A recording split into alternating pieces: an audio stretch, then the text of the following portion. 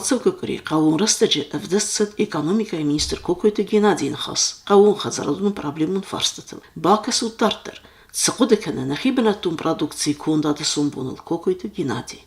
Сколько вот суточное потребление наше в хлебобулочных изделиях и сколько частных мини-пекарен у нас еще помимо хлебобулочного комбината функционирует на территории республики.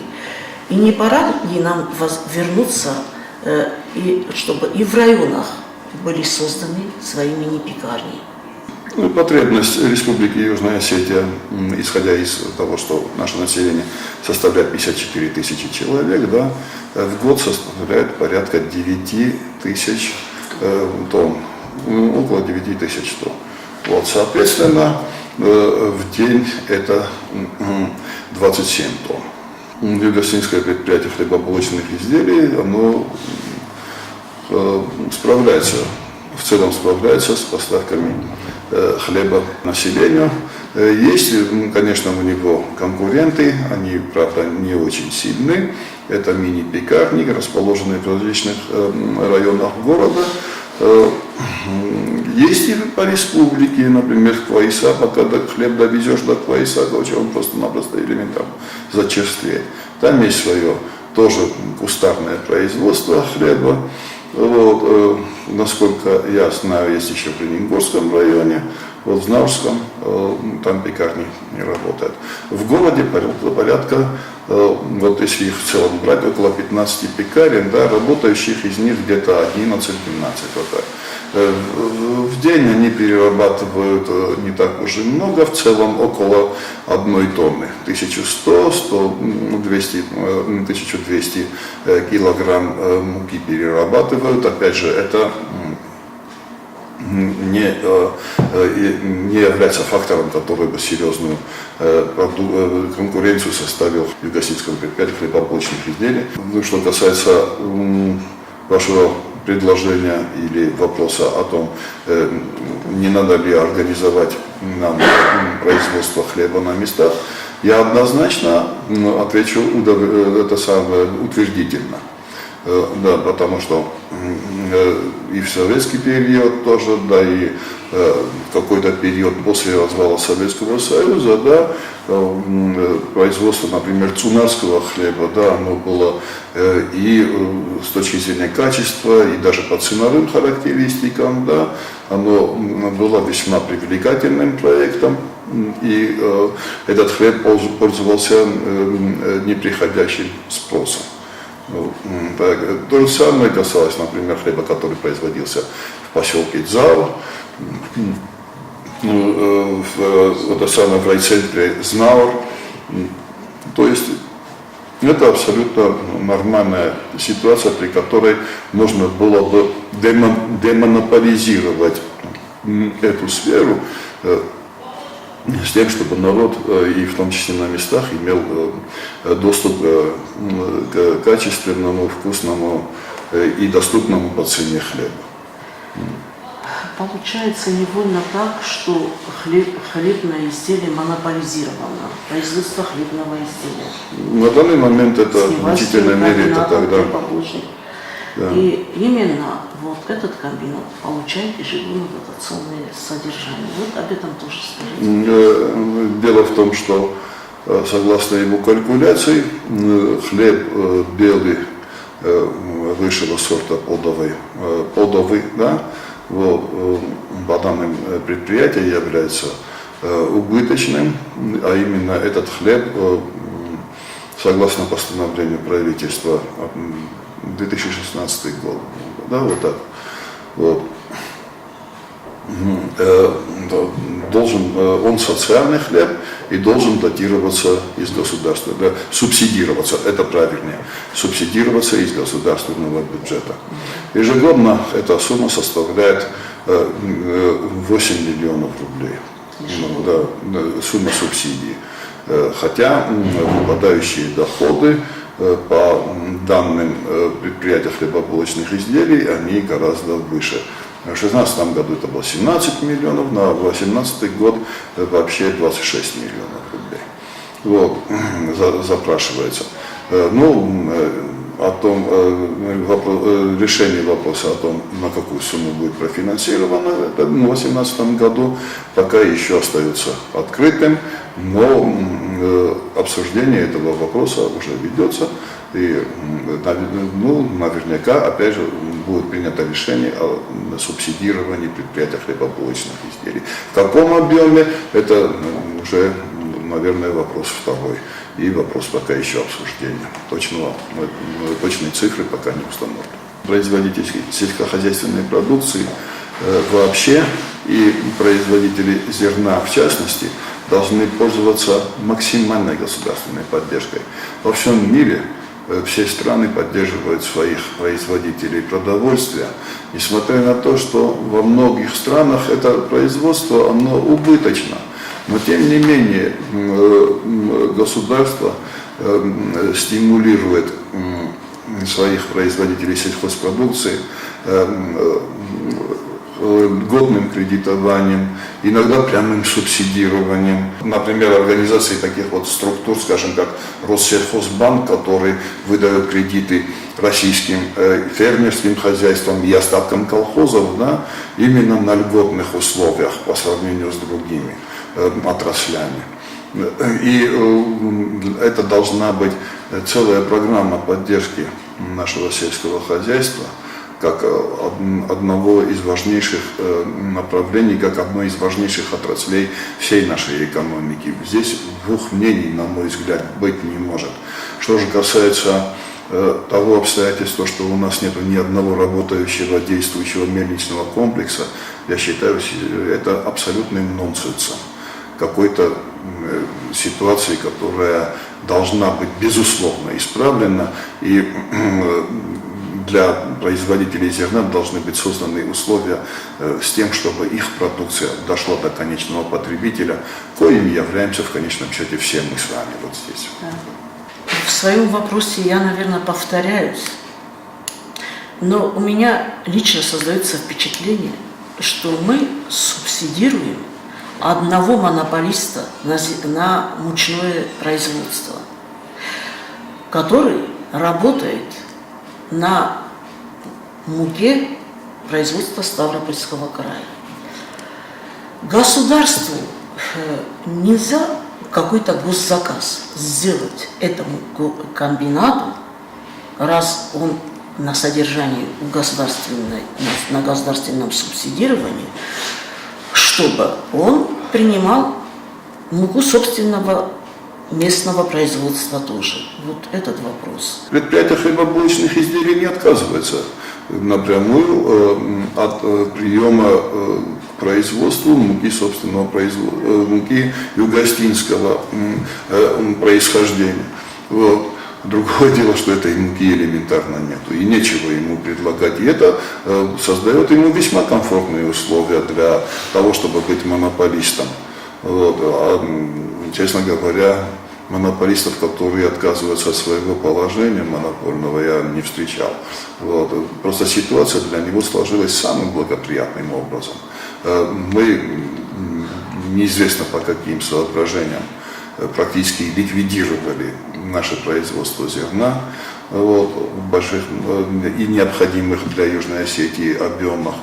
Да, вот, это зерно, которое производится и которое, кстати, вот здесь недавно были представители Италии, у нас там есть постоянный представитель Мауро Морджио, да, вот, и итальянские бизнесмены, они анализировали качество вот этого зерна, которое необходимо им для производства макарон самого высокого качества, да, они пришли в полный восторг от качественных характеристик этого зерна и даже заявили о том, что готовы закупать в любых объемах. Другое дело, что мы таких больших объемов, наверное, все-таки, каких они хотят, да, мы обеспечить не можем на данный момент. Вот. А так, если, вот отвечая на ваш вопрос, если нету муки собственного, из зерна собственного производства, да, то, соответственно, потребность в хлебе нужно как-то восполнять, его восполнять предприятие хлебобулочных изделий, только и все. А вот что касается государственной политики в этом аспекте, да, я думаю, что она должна быть сформирована таким образом, о котором мы с вами говорили. То есть разработка комплекса мероприятий, назовите это хоть программу, хоть план мероприятий, да, устранение тех негативных, с моей точки зрения, процессов и явлений, которые у нас в этой сфере присутствуют. Опять же, та технологическая цепочка, о которой я вам говорил, она должна быть положена в основу этих самых мероприятий, этих самых правительственных мер, которые правительство должно реализовать. Однозначно я знаю одно. Ситуация эта абсолютно некорректна. Да, она ведет только к усугублению ситуации, которую я, например, вижу в том, что элементарно наше сельское население, население сельских районов сокращается неуклонно, да, и наши земли пустуют, зарастают кустарником и даже лесом уже заросли, да, наши пахотные земли, да, приходят в полное запустение и непригодность для обработки. И тогда как даже, вот я вам привел пример, да, зерно у нас может стать даже экспортным продуктом, понимаете, вот, и мы сами добровольно отказываемся от тех денег, которые могли бы приходить в республику. Наоборот, мы эти деньги отсюда выводим. Эти деньги не участвуют здесь в обороте, потому что на них покупается самый насущный продукт, которым является хлеб. Вот. И эти деньги моментально выметаются, опять же, из республики. Вот. Эта ситуация, я считаю, ненормальная. Я никаких ни личных, ни безличных интересов в этом плане не имею. Мои слова не направлены против кого бы то ни было, да, и мое мнение только одно. Мы должны развивать свое сельское хозяйство. Развитие собственного зерноводства – это один из элементов этого развития. Не будет зерноводства, да, говорить о полноценном сельском хозяйстве нам будет просто-напросто невозможно. То, что надо поддерживать потенциально доходные предприятия, а выработка муки и производство комбикормов, безусловно, выгодные предприятия, поскольку спрос на эту продукцию будет всегда. И он будет устойчивым и стабильным, и даже будет иметь тенденцию к росту. Сама была очевидцем, как министр сельского хозяйства Пухаев настаивал, чтобы наш мельничный комплекс заработал. Ему нужны были небольшие средства, денежные. Но поддержки он так и не нашел. До сих пор наш мельничный комплекс не работает, простаивает. Хотя этот мельничный комплекс можно привести в рабочее состояние. И также там есть совершенно новая комбикормовая линия, которую успели завести в 2011 году. Но она также простаивает, не эксплуатируется. Теперь, вот два министерства, которые напрямую касаются народного хозяйства Республики Южная Осетия, это Министерство экономического развития и Министерство сельского хозяйства. Может, вы общими силами как-то сделаете так, чтобы в новом году вот этот мельничный комплекс и эта комбикормовая линия наконец заработали? Я всемерно на любом уровне буду поддерживать реанимацию и функционирование мельничного комплекса и линий для производства комбикормов. Совершенно очевидно, что эти обе линии, они и имеют право на существование, более того, они совершенно необходимы для нашей республики. В этом свете вторая часть вашего вопроса, посвященная Авневскому недостроенному комплексу, могу сказать, что там тоже были недостатки в финансировании. Комплекс до конца не профинансирован, он не доведен до логического завершения. В этом комплексе нету на данный момент ковров. В общем, это серьезная проблема, потому что затрачено на него было свыше 200 миллионов рублей. Теперь, что делать с этим комплексом?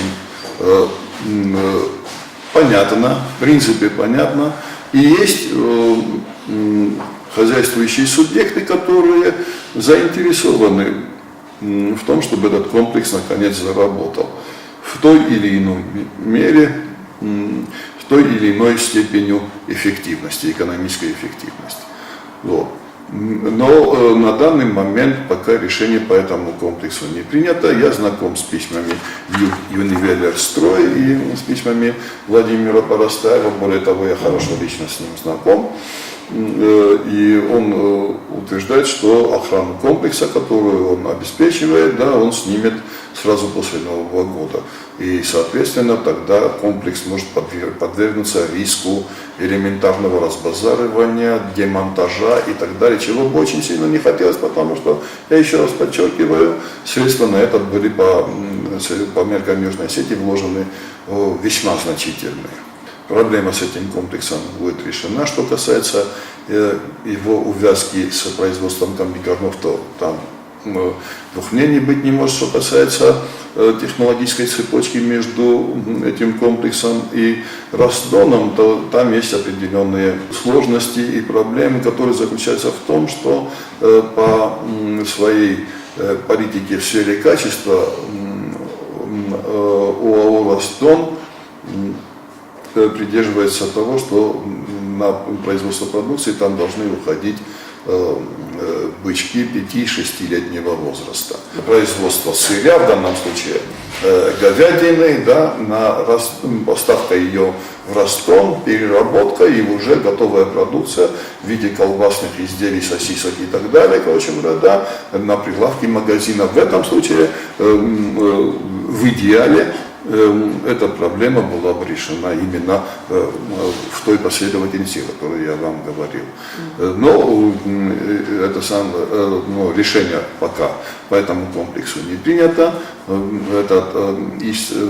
Организация и строительство этого комплекса изначально сопровождались достаточно жаркой полемикой по поводу того, стоит ли строить такой огромный комплекс, надо ли его вводить в строй, не лучше ли изначально было принято решение, чтобы несколько комплексов распределить по районам Южной Осетии, потом решили отказаться от этой политики и построить один комплекс на 500 голов. Многие говорили, что это слишком много, но если учитывать то, что в Южной Осетии в довоенный, например, период было около 70 тысяч голов крупного рогатого скота, комплекс на 500 голов, да, не представляется особо уж таким вот гигантским, понимаете, вот, то есть это вполне была подъемная для нас цифра, но ненавижу слово «к сожалению», но именно к сожалению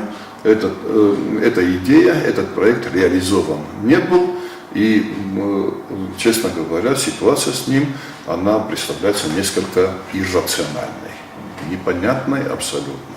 Вот, комплекс, который мог бы приносить достаточно существенный доход, который мог бы обеспечить и мясом, и молоком население Южной Осетии, так и остался пока вот в том состоянии, которое вы видите на сегодняшний день. Я надеюсь, что вы, как министр экономического развития Республики Южная Осетия, последовательно и настойчиво будете поддерживать линию собственного производства, молочной, мясной, зернопроизводства. И мы надеемся на это. Ваши надежды я постараюсь, безусловно, оправдывать каждым днем пребывания на этом посту и буду последовательно отстаивать интересы работников сельского хозяйства, включая и структуры министерства, да, его структурные подразделения и, безусловно, работников. Наш основной приоритет должен быть направлен именно на облегчение жизни и труда работников сельского хозяйства на местах и с тем, чтобы эта часть нашего общества была, безусловно, обеспечена всем необходимым для полноценного производительного труда. Более того, во многом благополучие нашего общества, в будущем особенно, да, будет зависеть именно от количества и качества того труда, которое затратят на это работники аграрной сферы. Если это будет реализовано, очень многие проблемы в нашем обществе, я вас уверяю, будут решены. Вот. А пожелания работникам сельскохозяйственной сферы могут быть только самого позитивного толка. Я желаю им счастья, благополучия и процветания в нашем государстве Алания. Я искренне надеюсь, что, короче говоря, мы сдвинемся с мертвой точки и начнем развиваться так, как этого наш народ заслуживает. А уверяю вас, он именно этого и заслуживает, потому что слишком много тяжелых испытаний довелось ему пережить за последние десятилетия, да, и это все должно восполниться сторицей. В этом случае мы можем сказать, что работаем не напрасно.